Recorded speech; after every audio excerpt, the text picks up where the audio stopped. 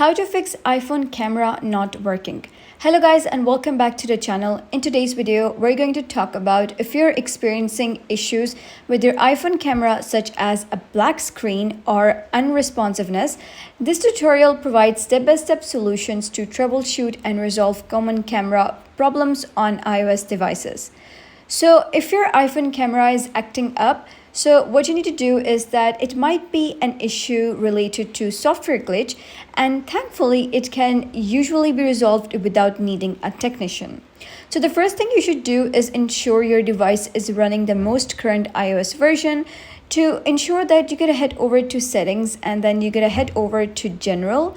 So once you're in general, you're going to click on software update and make sure that you have been updated to the latest version of software.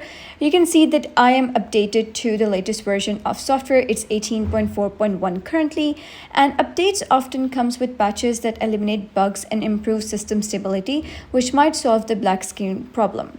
Sometimes the camera app itself may temporarily malfunction.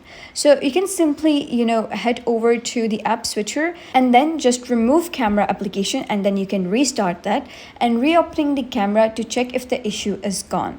If the issue is gone, well and good. If not, then you can head over to force restart your iPhone. So this method shuts down all running processes and refreshes the system, which often fixes application and system related issues, including a malfunctioning camera. Some users have noticed that disabling voiceover can help. So you can head over to settings again, click on accessibility, and then you're going to click on voiceover over here.